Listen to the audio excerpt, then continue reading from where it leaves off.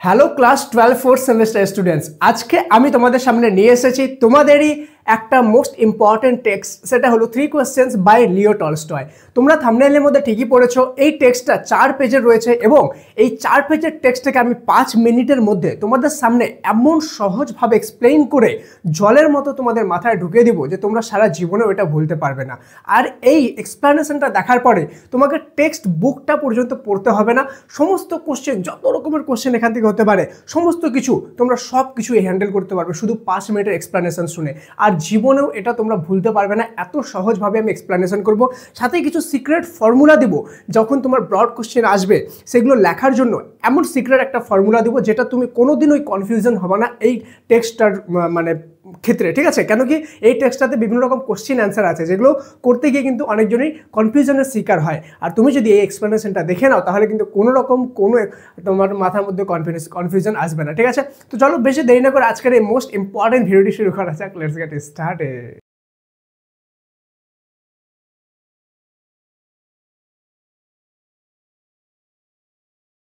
তো স্টুডেন্টস, আমাদের এই 3 কোয়েশ্চেন্স যে টেক্সটটা রয়েছে লেখা, তার রাইটার হলেন একজন রাশিয়ান অথর, নাম হলো লিও টলস্টয়, ঠিক আছে?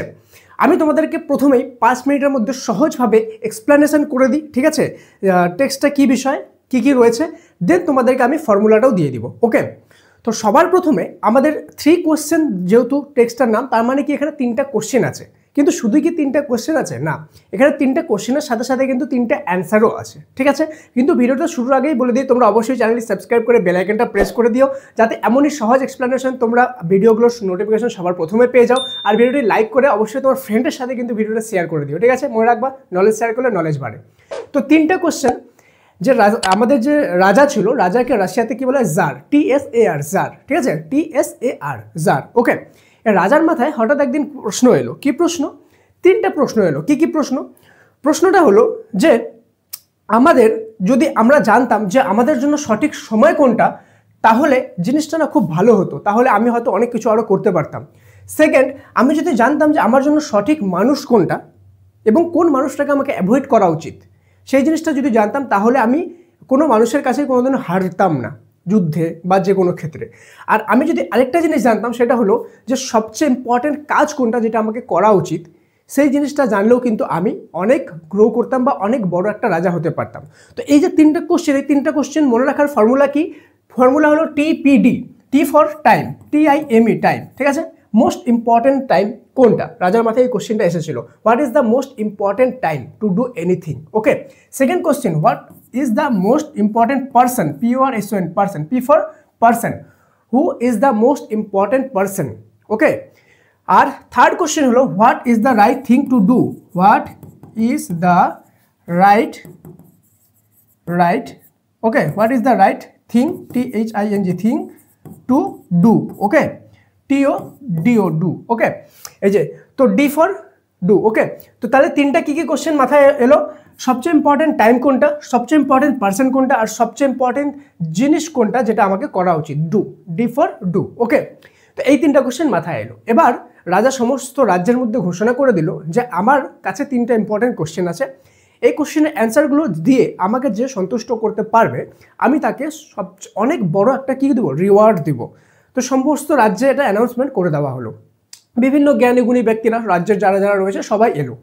তো এসে রাজার এই কোশ্চেনের বিভিন্ন রকম অ্যান্সার দিল। কেউ বললো যে সবচেয়ে ইম্পর্টেন্ট টাইম জানার জন্য আপনাকে ক্যালেন্ডার বানাতে হবে, দিনকাল লিখে রাখতে হবে, ঠিক আছে? আবার কেউ বললো যে আপনাকে ম্যাজিশিয়ান ডাকতে হবে, ঠিক আছে? যদি ম্যাজিশিয়ান থাকে তাহলে আপনি সব কিছু জিনিসের মানে আগেই বলে দিবে যে কোন সময় কী করতে হবে। আবার কেউ বললো যে তোমাকে একটা কাউন্সিল বা কমিটি বানাতে হবে, যেখানে তোমাকে বিভিন্ন জ্ঞানীগুণী লোক থাকবে, ওই জ্ঞানীগুণী লোকগুলো সাজেশন দিবে যে কখন কি করতে হবে, কার সাথে কথা বলতে হবে, কোন কাজ করতে হবে। তো এই সমস্ত কোশ্চেনের অ্যান্সার রাজা শুনলো। রাজা শোনার পরে কোনোটাই কোশ্চেনের অ্যান্সারে না সন্তুষ্ট হলো না। ফলে রাজা কি করলো যে এদের মধ্যে কাউকেই কিন্তু রিওয়ার্ড বা পুরস্কার দিল না। এবার রাজা কাছ থেকে কোথাও থেকে একটা খবর এলো যে একটা জঙ্গল রয়েছে, সেখানে একটা সেজ রয়েছে, সেজ অর্থাৎ সন্ন্যাসী। সেই যে সেজটা রয়েছে সে খুব জ্ঞানীগুণী, কিন্তু সেই সেজের কাছে কোনো রাজা যদি যায় তাহলে তাকে সে পাত্তা দেয় না, তার কাছে যেতে হবে সাধারণ মানুষ হয়ে। তো রাজা নিজের অ্যান্সার পাওয়ার জন্য এতটাই কিউরিয়াস যে সেখানে সে একজন সাধারণ মানুষ সেজে সেই সেজের কাছে গেল। তো যখন সেই সন্ন্যাসীর কাছে গেল, সেই সন্ন্যাসী কিন্তু তাকে দেখে চিনতে পারেনি যে সে রাজা। কিন্তু যখন রাজা তার কোশ্চেনগুলো তাকে জিজ্ঞাসা করলো, সে কিন্তু কোনো অ্যান্সার দিল না। ওকে, সে কোনো অ্যান্সারই দিচ্ছিল না। রাজা বলেই যাচ্ছিল, সন্ন্যাসী তার কুটিরের সামনে বিভিন্ন চাষবাস করছিল, কোদাল দিয়ে খুঁড়ছিল, ঠিক আছে। আর যখন কোদাল দিয়ে খুঁড়ছিল, রাজাও তাকে হেল্প করে দিল। স্টিল সেই সন্ন্যাসী কিন্তু কোনো রকম কোনো অ্যান্সার তাকে দিল না। তখন রাজা অনেক বিরক্ত হয়ে জাস্ট ঘুরেই আসবে এমন একটা অবস্থায় হঠাৎ করে একটা লোক জঙ্গল থেকে দৌড়ে এলো, ঠিক আছে। দৌড়ে এলো, সে পুরো রক্তাক্ত অবস্থায়। তখন তোর রক্ত কোনো মতেই বন্ধ হচ্ছিল না। রাজার কাছে যতটুকু কাপড় ছিল সেটা দিয়ে রক্ত বন্ধ করার চেষ্টা করলে, হলো না। তারপর সন্ন্যাসীর ঘর থেকে বিভিন্ন গামছা টামছা এনে কোনো মতে তাকে ঠিক করলো। তো সেই লোকটাকে রিপেয়ার বা মানে চিকিৎসা করতে করতে ততক্ষণে কি হলো, সন্ধ্যা হয়ে গেল। তো আমাদের যে সন্ন্যাসী ছিল, সন্ন্যাসী বললো সেই লোকটাকে ঘরের মধ্যে শুয়ে দাও। তো ঘরে শুয়ে তার বেডের পাশেই কিন্তু রাজা শুয়ে পড়লো। পরের দিন হঠাৎ করে সকাল হয়ে গেল। তো এবার সেই যে লোকটা ছিল, যে আহত অবস্থায় ছিল, সেই লোকটা রাজার কাছে জল খেতে ছিল। সে তো জানতো না যে সে রাজা। তো রাজা বাইরে থেকে জল এনে তাকে দিল। এবার রাজা তাকে জিজ্ঞেস করলো যে তুমি কে, আর তোমার এই অবস্থা কিভাবে হলো। তখন সেই যে লোকটা রয়েছে, সেই লোকটা বলল যে ক্ষমা করবেন, আমি সেই মানুষই যে তোমাকেই মারতে এসেছিল। অর্থাৎ সেই রাজাটাকে সেই লোকটা মারতে এসেছিল, যে লোকটাকে সেই রাজাটা বাঁচালো। ওকে, তো রাজা বলল কেন, এরকম কেন, তুমি আমাকে কেন মারতে চাও।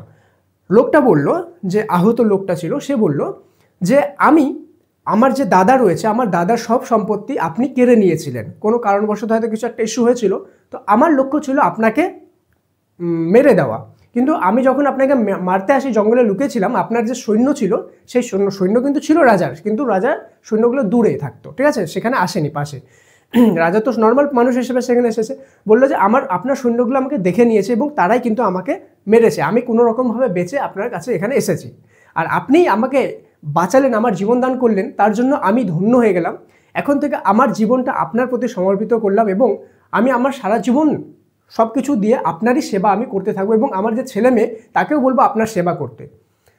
তো রাজা এটা দেখে খুশি হলো, ভালো, যাক, যে শত্রু আলটিমেটলি বন্ধুতে পরিণত হয়ে গেল, এটা খুব ভালো জিনিস। তো রাজা বেরিয়ে গিয়ে এবার নিজের উদ্দেশ্যে রওনা দিচ্ছে, মানে অ্যান্সার তো পেলো না, ঘুরে যাচ্ছে।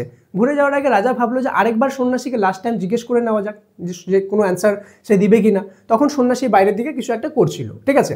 তো রাজা যখন বাইরে গিয়ে তাকে জিজ্ঞাসা করলো, সন্ন্যাসী বলল তুমি তো অ্যান্সার অলরেডি পেয়ে গেছো। রাজা বললো আমি কোথায় অ্যান্সার পেয়ে গেলাম, আপনি তো আমাকে অ্যান্সার দেননি। তো সন্ন্যাসী বলল রাজাকে, হ্যাঁ তুমি অ্যান্সার পেয়েছো। তো রাজা বলল কোথায় অ্যান্সার। সন্ন্যাসী বলল তোমার 3টা কোশ্চেন ছিল। কি কোশ্চেন? সবচেয়ে ইম্পর্ট্যান্ট সময় কোনটা। তো তোমার জন্য সবচেয়ে ইম্পর্ট্যান্ট সময় যখন তুমি আমার কাছে ছিলে, যে বর্তমানে, সে বর্তমান সময়টা তোমার জন্য সবচেয়ে বেস্ট সময় ছিল, ঠিক আছে। সবচেয়ে ইম্পর্ট্যান্ট পার্সন কি, যখন তুমি আমার সাথে কথা বলছিলা তখন আমি ছিলাম তোমার জন্য বেস্ট, সবচেয়ে ইম্পর্ট্যান্ট পার্সন।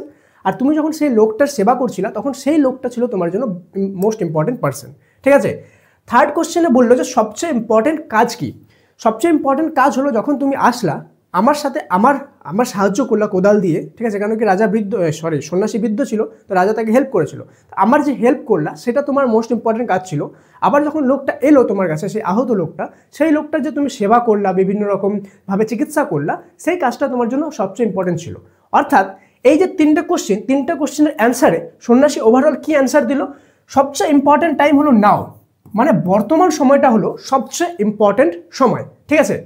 সেকেন্ড হলো সবচেয়ে ইম্পর্ট্যান্ট পার্সন, তাই তো, সবচেয়ে ইম্পর্ট্যান্ট পার্সন হলো with whom, WHOM, whom you are, ঠিক আছে, ইউ আর, যার সাথে তুমি আছো সেই হলো তোমার জন্য সবচেয়ে ইম্পর্ট্যান্ট পার্সন। আর থার্ড হলো do good, okay, do good, যে যার সাথে আছো তার ভালো করাটা সবচেয়ে ইম্পর্টেন্ট কাজ। তো 3টা কোশ্চেন রাজা কি জিজ্ঞাসা করেছিল, সবচেয়ে ইম্পর্টেন্ট সময় কোনটা, সবচেয়ে ইম্পর্টেন্ট কাজ কোনটা, আর সবচেয়ে ইম্পর্টেন্ট মানুষ কোনটা, ওকে। আর ওর অ্যান্সারে কি পেলো, NWG ফর্মুলা। কি সবচেয়ে ইম্পর্টেন্ট সময় হলো বর্তমান সময়, যে সময়টা তুমি আছো, কেন কি এই সময়টা শুধুমাত্র তোমার হাতে আছে, বাকি অন্য কোনো সময় তোমার হাতে নেই। সেকেন্ড হলো উইথ হোম ইউ আর, সবচেয়ে ইম্পর্টেন্ট পার্সন হলো যার সাথে তুমি এখন আছো, কারণ কি তুমি বর্তমানে যার সাথে আছো তার সাথেই আছো, বাকি দুনিয়ার মানুষ যত ইম্পর্টেন্ট হোক তারা কিন্তু তোমার সাথে এখন নেই, তার মানে তারা এখন তোমার সাথে নেই। তো সবচেয়ে ইম্পর্টেন্ট হলো যার সাথে তুমি আছো। আর সবচেয়ে ইম্পর্টেন্ট কাজ কি, যার সাথে আছো তার ভালো করাটাই হলো সবচেয়ে ইম্পর্টেন্ট কাজ, ঠিক আছে। টেক্সট কমপ্লিট, বুঝতে পারলা? Text complete. ইম্পর্টেন্ট কোশ্চেন আমি অলরেডি তোমাকে বলে দিয়েছি। এখান থেকে ইম্পর্টেন্ট কোশ্চেন হবে যে 3টা কোশ্চেন কী ছিল, 3টা কোশ্চেনের অ্যান্সার কী ছিল, ওকে। এই রিলেটেড বড় কোশ্চেন হবে বা ছোট কোশ্চেন হবে। তিন নম্বর কোশ্চেন ইম্পর্টেন্ট হতে পারে যে বিভিন্ন জ্ঞানীগুণী মানুষগুলোকে ডেকেছিল, সেই জ্ঞানীগুণী মানুষগুলো কে কী অ্যান্সার দিয়েছিল। ওকে, এটা টেক্সট বই আমরা পেয়ে যাব। তো যদি ভালো লেগে থাকে, সিরিয়াসলি যদি ভালো লেগে থাকে, তাহলে লাভ রিয়েক্ট দাও আমার জন্য অনেকগুলো, আর ভিডিওটা শেয়ার করে দিও। আর এমনই সহজ সরল ভাষায় সমস্ত ক্লাস, শুধুমাত্র ইংলিশ না, ইংলিশের সমস্ত গল্প, নাটক, কবিতা, গ্রামার থেকে শুরু করে ভূগোল, ফিলোসফি, যা যা সাবজেক্ট তোমাদের দরকার, ঠিক আছে, বাংলা, পলিটিক্যাল সায়েন্স, এডুকেশন, এগুলো যদি অনলাইন ক্লাস করতে চাও, তাহলে সাফল্য ফর ক্লাস, এই যে এইচএস যে অ্যাপটা আছে, এইচএস সাফল্য বা সাফল্য এইচএস, সাফল্য ক্লাস 12, যাই লিখে সার্চ করো প্লে স্টোরে সবার উপরে পাবা। এখানে আমার অনলাইন ক্লাসে তুমি জয়েন হতে পারো, যেখানে মাত্র 249 একবার, ঠিক আছে, একবার 249 পে করবা এবং সম্পূর্ণ সেমিস্টারে ক্লাস পেয়ে যাবার। এত সহজভাবে এক্সপ্লেনেশন করবো, ঠিক আছে। আর শুধু এক্সপ্লেনেশনই না, তোমাদের কিন্তু এক্সপ্লেনেশনের সাথে সাথে নোটও যদি দিব, সেই নোটগুলো এত সহজ হবে।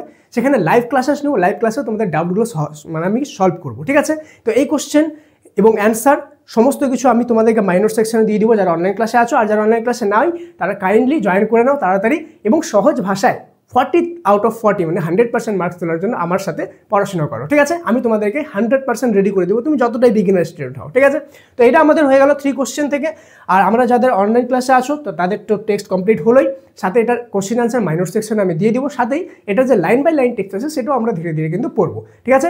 কেমন লাগলো ভিডিওটা কমেন্ট সেকশনে লিখে জানাও, বুঝতে পারলা কিনা সেটাও লিখে জানাও। আর ভিডিওটা কিন্তু শেয়ার করতে ভুলবে না, সাবস্ক্রাইব করে বেল আইকনটা প্রেস করতেও ভুলবে না, না হলে নেক্সট এক্সপ্লেনেশন ভিডিওগুলো আসবে, চলে যাবে, তুমি বুঝতেই পারবে না। অবশ্যই সাবস্ক্রাইব করে বেল আইকনটা প্রেস করে দাও। দেখা হচ্ছে পরের ক্লাসে, ততক্ষণ পর্যন্ত মন দিয়ে পড়াশোনা করো। Thank you so much and may God bless you all.